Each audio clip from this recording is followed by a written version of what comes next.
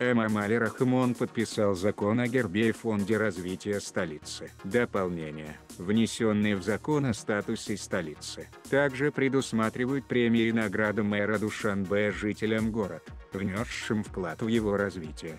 Президент Таджикистана Эмомали Рахмон подписал 5 апреля ряд законов, которые приняты Маджлисом Намаяндагона и одобрены Маджлисом Милли, в частности, о внесении изменений и дополнений в законы о статусе столицы Республики Таджикистан, об органах самоуправления поселков и сел, о моратории на проверки деятельности субъектов малого и среднего предпринимательства в сфере производства, о других обязательных платежах в бюджет, а также в таможенные и налоговые кодексы, сообщает пресс-служба главы государства.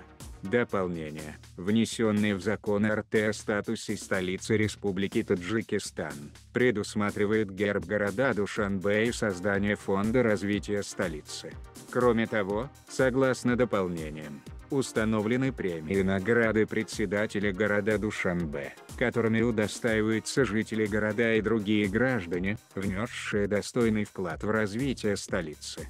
Согласно дополнениям и изменениям, внесенным в закон о моратории на проверки деятельности субъектов малого и среднего предпринимательства в сфере производства, в период реализации моратория в 2019-2021 годах приостанавливаются все проверки деятельности субъектов предпринимательства в сфере производства. Согласно изменениям и дополнениям, внесенным в налоговые и таможенные кодексы страны, ввоз сырья для обработки и производства конечной продукции освобождается от налогов на добавочную стоимость и уплаты таможенных пошлин. Полный текст принятых законов будет опубликован в официальной прессе страны.